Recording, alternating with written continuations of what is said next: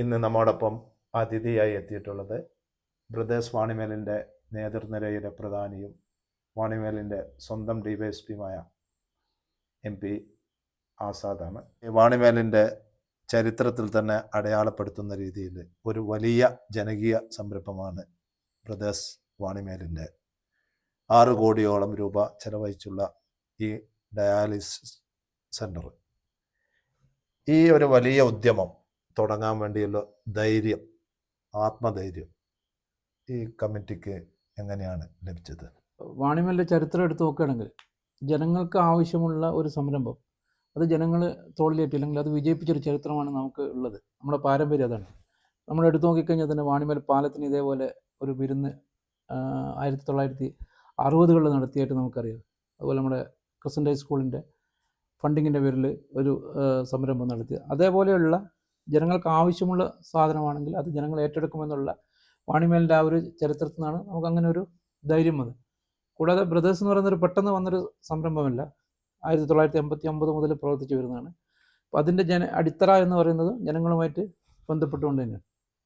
ഈ ബ്രദേഴ്സ് സ്റ്റാർട്ടിങ്ങിൽ സ്പോർട്സിന്, പ്രത്യേകിച്ച് വോളിബോളിനാണ് ആസാദ് അടക്കമുള്ള, വഹാബ് അടക്കമുള്ള, അഷ്റഫ് അടക്കമുള്ള ആളുകൾ വോളിബോളിൽ കൂടിയാണ് ബ്രദേഴ്സിനെ അറിയുന്നത്, അല്ലെങ്കിൽ ബ്രദേഴ്സിനെ അറിയപ്പെടുന്നത് വോളിബോളിലാണ്.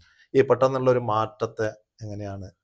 അത് പെട്ടെന്നുണ്ടായൊരു മാറ്റമല്ല. 1989 വോളിബോൾ കളിക്കാരുടെ ഒരു കൂട്ടായ്മ, അതൊരു സംഘടനയായിട്ട് രജിസ്റ്റർ ചെയ്യുന്നത് നമ്മുടെ ഇന്നത്തെ കേരള പോലീസിലെ SP അബ്ദുൽ വഹാബാണ്. അതിന് 1989 brothers arts and sports club എന്ന പേരിൽ ഒരു സൊസൈറ്റി രജിസ്ട്രേഷൻ എടുക്കുന്നത്. അന്ന് കുളപ്പറമ്പിലായിരുന്നു ഈ സംഘടന ഉണ്ടായിരുന്നത്.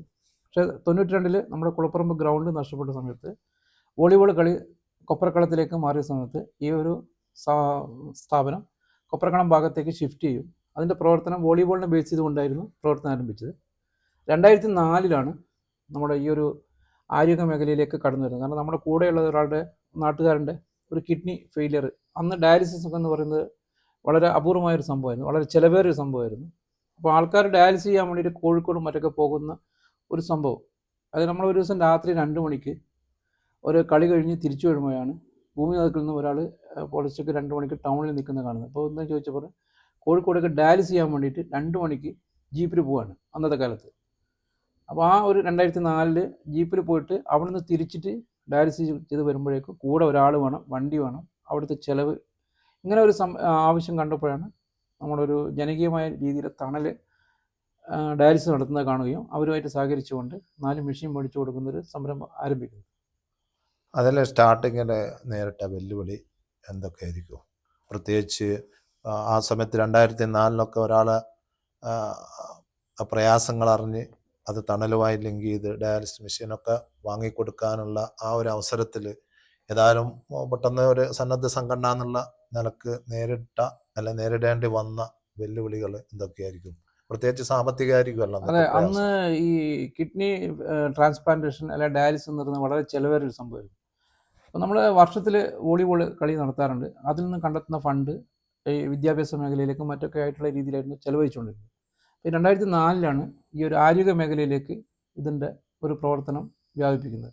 അപ്പം അന്ന് നമ്മൾ ജനകീയ കലക്ഷനിൽ കൂടി ഈ ഒരു വോളിബോളിൻ്റെ സപ്പോർട്ടോടുകൂടി ആ ഒരു ട്രാൻസ്പ്ലാന്റേഷൻ നമുക്ക്, അത് സർക്കാർ ഹോസ്പിറ്റലാണ് ചെയ്തെങ്കിലും അതിൻ്റെ ചിലവ് കണ്ടെത്താൻ പറ്റി. 2012 നമ്മൾ വാണിമേലിൽ വലിയൊരു അന്ന് ബോബി ചെമ്മണ്ണൂരൊക്കെ ഉദ്ഘാടനം ചെയ്ത ബോച്ചയ്ക്ക് അന്ന് അത്ര പ്രശസ്തമാകുന്നതിന് മുമ്പേ ഒരു 2012 ഒരു അഖിലേന്ത്യാ വോളി നമ്മൾ സംഘടിപ്പിക്കും. അതിൽ നിന്നും കണ്ടെത്തിയ ഫണ്ടിൽ കൂടി പിന്നെ ഖത്തർ പ്രവാസി, നമ്മുടെ വാണിമേലിലെ ഏറ്റവും കൂടുതൽ പ്രവാസികൾ ജോലി ചെയ്യുന്നത് ഖത്തർ മേഖലയിലാണ്. അന്ന് 500ഓളം പേരുടെ ഖത്തർ പ്രവാസി സംഘടനയായിരുന്നു അന്ന് നമുക്ക് ഒരു മിഷൻ സംഭാവന ചെയ്തുകൊണ്ട്. കാരണം ഖത്തറിൽ മറ്റ് NRIക്കാരെ പോലെയല്ല, അവർ കൂടുതലും നല്ല ജോലികളിൽ വർക്ക് ചെയ്യുന്ന സർക്കാർ മേഖലകളിലും, അതേപോലെ എംപ്ലോയീസ് എന്ന് പറയുന്നത് ഒരു മിഡിൽ ക്ലാസ്സിൽ വർക്ക് ചെയ്യുന്ന ആൾക്കാരായിരുന്നു കൂടുതൽ. അപ്പോൾ അവരുടെ ഒരു സപ്പോർട്ട് കൂടിയായിരുന്നു അന്ന് ഈ ഒരു സംരംഭം വിജയിക്കാനുള്ള പ്രധാന കാരണം. കാരണം ഖത്തർ പ്രവാസി, വാണിമേൽ ഖത്തർ പ്രവാസി ഫോറമായിരുന്നു, പിന്നെ നാട്ടുകാരുടെ സഹകരണമായിരുന്നു, പിന്നെ നമ്മുടെ മേഖലയിലെ സർക്കാർ ജീവനക്കാരുടെ ഇടയിൽ നിന്നും ഒരു നല്ലൊരു വിഹിതം നമുക്ക് വന്നിരുന്നു. അങ്ങനെയാണ് ഈ ഒരു സംരംഭം അന്ന് വിജയിച്ചത്. ഏതൊരു പ്രവർത്തിക്കും ആദ്യം കാണുന്ന ഗൾഫിൽ നിന്ന് പിരിവെടുക്കുക, അല്ലെ പ്രവാസികളിൽ നിന്ന് മാക്സിമം ഊറ്റിയെടുക്കുക എന്നുള്ളൊരു പോളിസിയാണ് പൊതുവെ രാഷ്ട്രീയ സന്നദ്ധ സംഘങ്ങൾ കാണിക്കാറുള്ളത്. പക്ഷേ ബ്രദേഴ്സ് അതിൽ നിന്നും മാറ്റിച്ചവിട്ടി എന്നൊക്കെ പറയാം. പ്രവാസികളോടൊപ്പം നാട്ടിലുള്ള സർക്കാർ ഉദ്യോഗസ്ഥന്മാരെയൊക്കെ സമീപിച്ചിട്ടാണ് ഇതിൻ്റെ പിരിവൊക്കെ എടുത്തത്. ആ ഒരു മൂവ്മെൻറ്റ് നടത്താനുള്ള കാരണം എന്തായിരിക്കും? നമ്മുടെ ഈ ഒരു സംഘടന രൂപീകരിച്ച വഹാബ് സാറിൻ്റെ തന്നെ ഒരു പോളിസി എന്ന് പറയുന്നത് മറ്റൊരാളെ ഉപദ്രവിച്ചുകൊണ്ട് നമ്മൾ വേറൊരാൾക്കൊരു ഗുണം ചെയ്യേണ്ട എന്നുള്ളതാണ് നമ്മളൊരു പോളിസി. അപ്പോൾ ഇത് നമ്മൾ ആദ്യം ഉദ്ദേശിച്ചതെന്ന് പറയുന്നത് ഒരു 30 സെൻറ്റ് സ്ഥലം വാങ്ങിച്ചിട്ട് അതിനകത്തൊരു ഡയാലിസിസ് സെൻറ്റർ 3000 സ്ക്വയർ ഫീറ്റുള്ള ഒരു ബിൽഡിങ്ങും നമുക്കൊരു വോളിബോൾ കോർട്ടും അത്ര ഞങ്ങൾ കളിച്ചുകൊണ്ടിരിക്കുന്ന കൊപ്പരം ഗ്രൗണ്ട് അതിൻ്റെ ചരിത്രം അറിയില്ല, ഞാൻ പറയേണ്ട ആവശ്യമില്ല. അപ്പോൾ അത് കേസിൽപ്പെട്ട് ആ സ്ഥലം നഷ്ടപ്പെട്ട അവസ്ഥ വന്നപ്പോൾ 30 സെൻറ്റ് സ്ഥലവും വാങ്ങിച്ച് അതിനകത്ത് ചെറിയൊരു 3000 സ്ക്വയർ ഫീറ്റുള്ള ഡയാലിസിസ് സെൻറ്റർ മാത്രമായിരുന്നു ഞങ്ങൾ ആദ്യം സ്വപ്നം കണ്ടത്. അപ്പോൾ അതിനൊരു ജനകീയ കളക്ഷനൊന്നും ഒരു ആവശ്യമില്ലാതെ ഞങ്ങളുടെ ട്രസ്റ്റിനകത്ത് തന്നെ ഇപ്പോൾ ഒരുപാട് സർക്കാർ ജീവനക്കാരുണ്ട്, കുറി നടത്തിയിട്ടൊക്കെ ഫണ്ട് കിട്ടുന്നുണ്ട്. പിന്നെ ഇയർലി നമ്മുടെ പ്രവർത്തനത്തിന് നാട്ടുകാർ ഇഷ്ടംപോലെ ഫണ്ട് ഇങ്ങോട്ട് അറിഞ്ഞു തരുന്നുണ്ട്. അപ്പോൾ ഈ ഒരു ഫണ്ട് ഉപയോഗിച്ചുകൊണ്ട് ഞങ്ങൾക്കിത് പൂർത്തീകരിക്കാൻ പറ്റുന്നതായിരുന്നു അന്നത്തെ പ്രതീക്ഷ. പക്ഷെ നമ്മുടെ സ്ഥലത്ത് ഒരു കണ്ണായ സ്ഥലത്ത് ഒരു ഇത്രയും സ്ഥലം കിട്ടുമെന്ന് കണ്ടപ്പോൾ അത് ആദ്യം 30 സെൻറ്റ് എന്നുള്ളത് നമ്മൾ 50 സെൻറ്റിലേക്ക് കൊണ്ടുപോയി. പിന്നെ ഈ ഒരു സംരംഭത്തിന് നാട്ടുകാരുടെ സപ്പോർട്ട് വന്നപ്പോൾ നമുക്ക് മനസ്സിലായി ഇത് നമുക്ക് പൂർത്തീകരിക്കാൻ പറ്റുന്നില്ല. അങ്ങനെയാണ് 1 ഏക്കർ പദ്ധതിയും 16,000 സ്ക്വയർ ഫീറ്റ് എന്നുള്ള ബൃഹത്തായ ഒരു മേഖലയിലേക്ക് ഇത് മാറിയത്. NRIക്കാരെ പൂർണ്ണമായിട്ട് നമ്മുടെ ഇതിൽ ഉൾപ്പെടുത്താതെ അല്ല ഈ ഒരു പരിപാടി മുന്നോട്ട് പോകുന്നത്. പക്ഷേ NRIക്കാരോടൊപ്പം തന്നെ നമ്മുടെ നാട്ടിലെ പൊതുവെ സ്ഥിതി എന്ന് പറഞ്ഞാൽ മൊത്തം NRIക്കാരെന്ന് മാത്രമാണ് നമ്മുടെ കളക്ഷൻ്റെ ഒരു ഇത്. പക്ഷെ ഇവിടെ അങ്ങനെയല്ല നമ്മൾ ചെയ്തിരിക്കുന്നത്. NRIക്കാരോടൊപ്പം തന്നെ നമ്മുടെ നാട്ടുകാരെയും ഇതിൽ ആദ്യത്തെ വീതം എടുത്തിരിക്കുന്ന ക്ലബ്ബുകാരാണ്. ക്ലബ്ബിൽ ഇപ്പം നമ്മൾ 100 പേരാണ് ഈ ഒരു ക്ലബ്ബിന് മെമ്പർഷിപ്പ് ആയിട്ടുള്ളത്. അതിൽ ഏകദേശം ഒരു 8 പേരോളം ഡോക്ടർമാരുണ്ട്, 30-35% സർക്കാർ ജീവനക്കാരുണ്ട്, ഒരു 40%-ഓളം NRIക്കാരുണ്ട്. പിന്നെ നമ്മുടെ വോളിബോളായിട്ട് ബന്ധപ്പെട്ടിട്ട് ഇപ്പോൾ അഭിലാഷ്, അശോകൻ അങ്ങനെയൊക്കെയുള്ള കുറച്ച് പേര് നമ്മുടെ ആ ഒരു ടീമിലുള്ളവരും കൂടിയിട്ടുള്ള അവരൊക്കെ ഇപ്പം ഇതിൽ CRPF മറ്റൊക്കെ ജോലി ചെയ്യുന്നിട്ടുണ്ട്. അപ്പം അങ്ങനെയുള്ള ഒരു ഇതാണ് നമ്മുടെ പണ്ടേയുള്ള വോളിബോൾ കളിക്കാരുടെ കൂട്ടായ്മ. അപ്പോൾ അവരിൽ നിന്നും ഒരു വീതം ഇപ്പം ക്ലബിനൊരു കുറിയുണ്ട്, ആ കുറിയിനകത്തുനിന്നും ഒരു ഫണ്ട് വരും.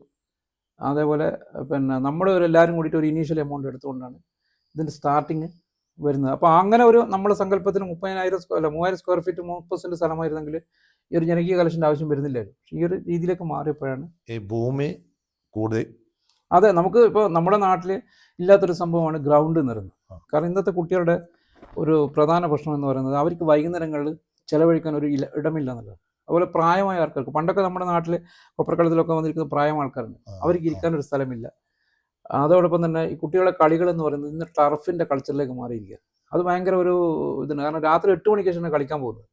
അത് നമുക്കൊരു കളിക്ക് ഏറ്റവും കൂടുതൽ ഒരു നെഗറ്റീവ് റിസൾട്ടാണ് കിട്ടുന്നത്. പക്ഷേ ഈ വൈകുന്നേരത്തെ കളി എന്ന് പറയുന്നത് ഒരു പോസിറ്റീവ് റിസൾട്ടാണ്. വൈകുന്നേരം 5 മണി മുതൽ 7 മണി വരെ ഒരു കുട്ടി ഒരു കായിക വിനോദത്തിൽ ഏർപ്പെടുകയാണെങ്കിൽ അവൻ ഏതായാലും വീട്ടിലേക്ക് പോകും, ഒന്ന് കുളിച്ച് ഫ്രഷ് ആയിട്ട്. പിന്നെ 8 മണിക്ക് ശേഷം അവൻ പുറത്തേക്ക് ഇറങ്ങേണ്ട ഒരു വീട്ടുകാർ വിടില്ല. അപ്പോൾ കുട്ടികളെ ഒരു 15-16 വയസ്സിൽ അവർ തിരിച്ചറിയുന്നൊരു പ്രായത്തിൽ, അതായത് നമ്മൾ ടീനേജ് എന്ന് പറയുന്ന പ്രായത്തിൽ ഈ സന്ധ്യാസമയങ്ങളിൽ കുട്ടികളെ വീട്ടിൽ കിട്ടുക എന്ന് പറയുന്നത് ഏറ്റവും വലിയൊരു. അപ്പോൾ ഈ ഒരു കളികൾക്ക് അങ്ങനെ പ്രാധാന്യമാണ്. അപ്പോൾ അതുകൊണ്ടാണ് ഒരു ഫുട്ബോൾ കോർട്ടും ഒരു വോളിബോൾ കോർട്ടും ഒരു ടെന്നീസ് കോർട്ടും ഒരു ഷട്ടിൽ കോർട്ടും കൂടി ഉൾപ്പെടുത്തിയിട്ടുള്ള ഒരു സ്പോർട്സ് അതോടൊപ്പം തന്നെ നമ്മളിപ്പോൾ ഒരു സിന്തറ്റിക് ട്രാക്കും കൂടി അതിൽ സ്വപ്നം കാണുന്നുണ്ട്. അതിൽ കൂടി അത്ലറ്റിക്കും മറ്റ് പ്രാക്ടീസും കൂടി അതിൽ ചെയ്യാമെന്നുള്ളതാണ് ഇപ്പോൾ ലക്ഷ്യം കാണുന്നത്. ഒരു ഗ്രാമപ്രദേശത്ത് ഇങ്ങനെയും ഒരു കാര്യങ്ങൾ ചെയ്യാൻ പറ്റുമെന്നുള്ള ആളുകളെ ബോധ്യപ്പെടുത്താൻ ഈ ബ്രദേഴ്സിൻ്റെ പ്രവർത്തനം കൊണ്ട് സാധിച്ചിട്ടുണ്ട്. ആ സാധിക്കുന്നതിന് പിന്നിൽ പ്രധാനമായിട്ടും അതിൻ്റെ ഒരു വിൽ പവറായിട്ട് ആസാദ് കാണുന്ന ആരൊക്കെയാണ്? അതിൽ ആ സംഘടനയുടെ ആ ഒരു പിന്നെ സെറ്റപ്പാണ് അതിൻ്റെ ഒരു പ്രധാന കാരണം. കാരണം നമ്മളെ എല്ലാവർക്കും ഇതിനകത്ത് ആർക്കും അങ്ങനെ ഒരു ഈഗോ ഇല്ലാത്ത ആൾക്കാരാണ്. ഈ ഒരു കൂട്ടായ്മയിൽ ആർക്കും ഈഗോ ഇല്ല. പരസ്പരം ഒരു സ്ഥാനം അല്ലെങ്കിൽ ഒരു പിന്നെ ഷോ വർക്കായിട്ട് ആരും ഇതിനകത്ത് ഇല്ലാതാണ് നമ്മുടെ ഏറ്റവും വലിയൊരു അനുഗ്രഹം. ഇത് വാണിമേലിന് പുറത്തുള്ള ഒരുപാട് പേര് ഈ ഒരു സംഘടനയെ ഒരുപാട് അകമഴിച്ചിട്ട് സഹായിച്ചിട്ടുണ്ട്. നമ്മൾ സ്വപ്നത്തിൽ വിചാരിക്കാത്ത ഒരു സപ്പോർട്ടാണ് നമുക്ക് ഈ ഒരു NRI ബെൽറ്റുകളിൽ നിന്നും നമുക്ക് ഇതിനു വേണ്ടി കിട്ടിയത്. കാരണം അവരൊക്കെ നമ്മുടെ പ്രവർത്തനങ്ങൾ പത്രങ്ങളിൽ കൂടിയും കേട്ടറിവിൽ കൂടിയും അറിഞ്ഞതാണ്. കാരണം നമ്മൾ ചെയ്യുന്ന പ്രവർത്തനങ്ങൾ വിദ്യാഭ്യാസ മേഖലയിലായാലും ഈ കായിക മേഖലയിലായാലും ചെയ്യുന്നതിൻ്റെ ഗുണങ്ങൾ അനുഭവിക്കാൻ പറ്റാത്തൊരു മേഖലയിലുള്ള ആൾക്കാർ ഇങ്ങനെ ബ്രദേഴ്സ് ചെയ്യുന്നു എന്നുള്ളത് അവർക്ക് അനുഭവത്തിൽ കൂടി. കാരണം ഞാനൊരു പിന്നെ സ്ഥലത്ത് പോയപ്പോൾ അവിടെ ഒരാളിങ്ങനെ പറഞ്ഞപ്പോൾ ബ്രദേഴ്സിനെ പറ്റി എനിക്ക് അറിയാം, ഞാൻ ഇന്ന കാര്യങ്ങൾ നിങ്ങളെപ്പറ്റി കേട്ടിട്ടുണ്ടെന്നുള്ള നമ്മളോട് ഇങ്ങോട്ട് പറയുമ്പോൾ നമുക്കതിൻ്റെ നമ്മുടെ നാട്ടിലെ തന്നെ ഈ സർക്കാർ മേഖലയിലെ ആൾക്കാരൊക്കെ പറഞ്ഞിട്ടാണ് അവരത് അറിയുന്നത്. അപ്പോൾ അവർക്കത് വിദ്യാഭ്യാസ മേഖലയിലും അല്ലെങ്കിൽ ഈ വൈകുന്നേരത്തെ കുട്ടികളെ കായിക മേഖലകൾ പിന്നെ ഒരു മേഖലകൾ കണ്ടെത്താൻ പറ്റാത്ത സാഹചര്യമുള്ള ആൾക്കാരുടെ സപ്പോർട്ട് ഇതിന് വലിയൊരു ഘടകമാണ്. അപ്പോൾ ഈ നാട്ടിലുള്ള ആൾക്കാരുടെ മാത്രമല്ല നമുക്ക് ഇതിനു വേണ്ടിയുള്ള ഘടകം. ഇതിൻ്റെ സാമ്പത്തിക സ്രോതസ് എന്ന് പറയുന്നത് നമ്മുടെ സറൗണ്ടിങ്സിലുള്ള പഞ്ചായത്തുകളും അതുപോലെ തന്നെ ഈ പാനൂർ മേഖലകളിലുള്ള NRIക്കാരൊക്കെ നമ്മൾ ഇതിനെ അകമഴിച്ചിട്ട് സഹായിച്ചിട്ടുണ്ട്. പക്ഷെ അതിനെക്കാട്ടും എനിക്ക് തോന്നുന്നത് പ്രധാനമായിട്ടും ഈ ബ്രദേഴ്സിൻ്റെ തലപ്പത്തിരിക്കുന്ന ഇതിൻ്റെ ലീഡേഴ്സും സജീവ പ്രവർത്തകരെ ഒക്കെ ആയിട്ടുള്ള ആളുകളുടെ ക്രെഡിബിലിറ്റി ഇതിനൊരു വലിയ ഗുണം ചെയ്തിട്ടില്ല. അതിപ്പം ഞാനിപ്പോൾ ബ്രദേഴ്സിൻ്റെ ഒരു 6 വർഷത്തോളം സെക്രട്ടറി ചെയ്യുന്നതാണ്. കാരണം 1992 മുതൽ 98 വരെ എനിക്ക് ജോലി കിട്ടുന്ന സമയം വരെ ഞാൻ ബ്രദേഴ്സിൻ്റെ സെക്രട്ടറി ആയിരുന്നു. അപ്പം അത് പിന്നെ ഞാൻ തന്നെ പറയുന്നത് ശരിയല്ലാത്തതുകൊണ്ടാണ്. പക്ഷെ അതിനകത്ത് ഉള്ള ഒരു ഘടകം എന്ന് പറഞ്ഞാൽ നമ്മുടെ ഈ ഒരു ശിലാസ്ഥാപന സമയത്ത് ഈ തങ്ങൾ ലീഗിൻ്റെ പാണക്കാട് തങ്ങൾ ഒരു പ്രസംഗം നടത്തിയിരുന്നു. അന്ന് അദ്ദേഹം പറഞ്ഞൊരു വാക്കുണ്ടായിരുന്നു, ബ്രദേഴ്സ് പ്രകടനപരത്തിലല്ല വിശ്വസിക്കുന്നത്, പ്രവർത്തനത്തിലാണെന്നുള്ള ഒരു കാരണം നമ്മുടെ വേദിയിൽ നമ്മുടെ ആൾക്കാർ ആരെയും കാണാത്തപ്പോൾ ചോദിച്ചതാണ് അതെന്താ. അപ്പോൾ ഈ ഒരു പ്രവർത്തനം എന്ന് പറയുന്നത് ഇപ്പം നമ്മൾ ചെയ്യുന്ന പ്രവർത്തനം നമ്മളെവിടെയും കൊട്ടി ആഘോഷിക്കാറില്ല. കാരണം ഒരുപാട് വിദ്യാഭ്യാസ വായ്പകൾ നമ്മൾ കൊടുക്കുന്നുണ്ട്, ഒരുപാട് പേർക്ക് മരുന്ന് മേടിച്ചു കൊടുക്കുന്നുണ്ട്, പാലിയേറ്റീവിൻ്റെ ഒരു വണ്ടി ഇപ്പോൾ 250ഓളം കിടപ്പ് രോഗികളെ നമ്മുടെ പിന്നെ അതിനകത്ത് നമുക്ക് വളണ്ടിയേഴ്സ് ഉണ്ട്. ഇതൊക്കെ ചെയ്യുന്ന പറഞ്ഞാൽ നമ്മുടെ ഒരു എന്തായാലും പറയാം, ഒരു ഷോ വർക്കായിട്ടല്ല ചെയ്യുന്നത്. അതുകൊണ്ടാണ് അതിൻ്റെ. അപ്പോൾ അത് അറിഞ്ഞുകൊണ്ട് തന്നെ ഈവൻ നമ്മുടെ അടുത്ത് സക്കാത്തിൻ്റെ പൈസ പോലും ഏൽപ്പിക്കുന്ന ആൾക്കാരുണ്ട്. അപ്പോൾ അത് അവർക്കറിയാം അത് ആ ഒരു രീതിയിൽ കൈകാര്യം ചെയ്യും എന്നുള്ളത്. അപ്പോൾ ഇതിനകത്ത് ഇപ്പോൾ ഷൗക്കത്ത്, അബ്ദുൽ വഹാബ്, നമ്മളെ കുഞ്ഞബ്ദുള്ള, ഇവരൊക്കെയാണ്, മുല്ലരിക്കണ്ടി മുഹമ്മദ് അലി മാഷ്, ഇവരുടെയൊക്കെ ആ ഒരു സമൂഹമായിട്ടുള്ള പ്രവർത്തനം എന്ന് പറഞ്ഞാൽ ഞാൻ കൂടുതലായിട്ട് അവരൊക്കെ തെളിയിച്ചു കഴിഞ്ഞവരാണ്. അപ്പോൾ അവരോടാണ് ഇത് കൈകാര്യം ചെയ്യുന്നത്, അവർക്ക് അറിയാവുന്നില്ല. സമീപകാല വാണിമേലിൻ്റെ ചരിത്രം പരിശോധിച്ച് കഴിഞ്ഞാൽ വാണിമേലിൽ ഉണ്ടായ പ്രധാനപ്പെട്ട മൂവ്മെൻറ്റുകൾ ഒന്നായിരുന്നു വാണിമേലം ക്രസൻറ്റ് സ്കൂൾ വന്നത്. അതിനുശേഷം വന്ന ഒരു പ്രധാനപ്പെട്ട ഒരു മൂവ്മെൻ്റ് ആയിരുന്നു ദാറുൽ ഹുദ TTI. അതിനുശേഷം വാണിമേലുകാർ കാണുന്ന ഒരു പ്രധാനപ്പെട്ട ഒരു മൂവ്മെൻ്റാണ് ബ്രദേഴ്സിൻ്റെ നേതൃത്വത്തിൽ വരുന്ന ഈ ബ്രദേഴ്സ് തണൽ ഡയാലിസിസ് സെൻറ്റർ, അതോടൊപ്പം സ്പോർട്സിന് വലിയൊരു പ്രാധാന്യം കൊടുത്തിട്ട്. അപ്പോൾ ഇങ്ങനെ ഒരു മൂവ്മെൻറ്റ് നടത്താൻ വേണ്ടി ഉള്ള ഒരു ഇച്ഛാശക്തി, പ്രത്യേകിച്ച് ഇതിന് മതപരമായ പിന്തുണയില്ല, രാഷ്ട്രീയ നേതൃത്വത്തിൻ്റെ പിന്തുണയില്ല, ഇതൊന്നുമില്ലെങ്കിലും എല്ലാവരും ഏകസ്വരത്തിലും ഒരു മനസ്സറിഞ്ഞ് ജനങ്ങൾ ഒന്നിച്ച് പിന്തുണക്കുകയും ചെയ്യുന്നുണ്ട്. അതിനെക്കുറിച്ച് നിങ്ങളെ ഒരു വിലയിരുത്തൽ നടത്തിയിട്ടുണ്ടോ? അതിൽ നമ്മൾ പ്രധാനമായിട്ട് ശ്രദ്ധിക്കുക, നമ്മളിപ്പോൾ 9 പ്രോജക്റ്റ് എന്ന് പറയുന്നത് നമ്മളിപ്പം മുന്നോട്ട് വെച്ചത് 9 പ്രോജക്റ്റാണ്. ഈ 9 പ്രോജക്റ്റ് നമ്മൾ ഒരു സുപ്രഭാതത്തിൽ ഇന്ന് പ്രത്യക്ഷപ്പെട്ടിട്ട് ചെയ്യുന്നത്. ഇപ്പം നമ്മളൊരു സുപ്രഭാതത്തിൽ ഒരു ക്ലബ്ബ് ഉണ്ടാക്കിയിട്ട് ഒരു വോളിബോൾ കോർട്ട് ഉണ്ടാക്കുന്ന ഒരു അങ്ങ് പറഞ്ഞിട്ട് ഇങ്ങനെ ഇത്രയും വലിയ പ്രോജക്റ്റ് പദ്ധതി വെച്ച് കഴിഞ്ഞാൽ ഒരിക്കലും അത് വിജയിക്കില്ല എന്നാണ് നമ്മുടെ വിശ്വാസം. ഇതെന്ന് പറയുന്നത് നമ്മൾ ഓൾറെഡി ഡയാലിസിസ് ചെയ്തുകൊണ്ടിരിക്കുന്നതാണ്. 4 മെഷീൻ ഇപ്പം തണലിൻ്റെ കെയർ ഓഫിൽ നമ്മൾ വടകരയിൽ ചെയ്യുന്നുണ്ട്, ബ്രദേഴ്സ്. അതിപ്പം നമ്മൾ 2012 മുതൽ 14 മുതൽ ചെയ്തു വരുന്നതാണത്. അപ്പോൾ അതിങ്ങോട്ട് ഷിഫ്റ്റ് ചെയ്യുന്നതാണ് ശരിക്കും, ആ ഒരു ഇത് ഇങ്ങോട്ടേക്ക് ഷിഫ്റ്റ് ചെയ്യുന്നതാണ്. അതോടൊപ്പം തന്നെ ഇപ്പം ഈ അടുത്ത് ഉദ്ഘാടനം ചെയ്യുന്ന പാലിയേറ്റീവ് എന്ന് പറയുന്നത് ഇപ്പം നമുക്കൊരു ഹോം കെയർ വണ്ടിയുണ്ട്, ഒരു നേഴ്സുണ്ട്, ഒരു ഡോക്ടറുണ്ട്, ഏകദേശം 100 ചില്ലാനോളം വനിതകളും പുരുഷന്മാരുമുള്ള ഒരു വളണ്ടിയർ കൂട്ടായ്മ ഉണ്ട്. അപ്പോൾ 250ഓളം രോഗികളെ നമ്മൾ ചെയ്യുന്നുണ്ട്, ആഴ്ചയിൽ 2 ദിവസം പോകുന്നുണ്ട്. അത് നമ്മൾ ഇങ്ങോട്ടേക്ക് ഷിഫ്റ്റ് ചെയ്യുന്നതാണ്. അപ്പോൾ ഇത് പുതുതായിട്ടൊരു സംഭവം തുടങ്ങുന്നതല്ല. അതോടൊപ്പം തന്നെ വോളിബോളും അത്ലറ്റിക്കും നമ്മൾ ചെയ്തുകൊണ്ടിരിക്കുന്നതാണ്. അതാണ് ഇങ്ങോട്ടേക്ക്. ഇതിൽ നമ്മൾ പുതുതായിട്ട് തുടങ്ങുന്നതെന്ന് പറയുന്നത് ഏർലി ഇൻവെൻഷൻ സെൻറ്ററും ഫിസിയോതെറാപ്പി സെൻറ്ററുമാണ് നമ്മൾ പുതുതായിട്ട് ഈ പ്രോജക്റ്റിൽ വരുന്നൊരു സംഭവം. അത് തുടങ്ങാനുള്ള കാരണം എന്ന് പറഞ്ഞു കഴിഞ്ഞാൽ ഏർലി ഇൻവെൻഷൻ ഇപ്പോൾ ഓരോ ജില്ലയിൽ ഇപ്പം നമ്മുടെ കണക്കൂറ പഞ്ചായത്തിൽ 400ഓളം കുട്ടികളെ ഭിന്നശേഷി പരിഗണനയിലേക്ക് പോകുന്നുണ്ട്. അപ്പോൾ ഇവരെ ഭിന്നശേഷി നമ്മൾ കണ്ടെത്തുന്നത് 5 വയസ്സിലൊക്കെ ആകുമ്പോഴാണ്, സ്കൂളിൽ ചേർക്കാൻ നോക്കുന്ന സമയത്താണ് IQ ഒക്കെ കുറയുന്നത്. ഇപ്പോൾ ഏർലി ഇൻവെൻഷൻ സെൻറ്റർ എന്ന് ഉദ്ദേശിക്കുന്നത് നേരത്തെ ഈ കുട്ടികളെ നമ്മൾ കണ്ടെത്തുകയാണെങ്കിൽ ഒരു 6 മാസം പ്രായമാകുന്നതിന് കുട്ടിയുടെ വൈകല്യങ്ങൾ കണ്ടെത്തുകയാണെങ്കിൽ ഈ ഏർലി ഇൻവെൻഷൻ സെൻറ്ററിലേക്ക് നമ്മൾ അയക്കുകയാണെങ്കിൽ അതായത് 10-30 ലക്ഷം രൂപയുടെ എക്യുപ്മെൻറ്റ്സ് വെച്ചിട്ടുള്ള ഒരു ട്രീറ്റ്മെൻറ്റാണ് അവിടെ കൊടുക്കുന്നത്. അപ്പോൾ കുട്ടി ഏത് മേഖലയിലാണോ വീക്ക് എന്നുള്ളത് മനസ്സിലാക്കിക്കൊണ്ട് അതിനകത്ത് ഇപ്പോൾ ചലനശേഷി കുറവാണ്, അല്ലെങ്കിൽ കണ്ണിൻ്റെ കാഴ്ചയാണ്, അല്ലെങ്കിൽ IQൻ്റെ കുറവാണ്, അല്ല അങ്ങനെ എന്താണെന്ന് അത് അവർ കണ്ടെത്തും. ഭിന്നശേഷിയുടെ കുട്ടിയുടെ പ്രശ്നം കണ്ടെത്തിയിട്ട് ഈ ഒരു 3.5 വർഷം കൊണ്ട് ആ കുട്ടി ട്രെയിൻ ചെയ്തെടുക്കുകയാണ്.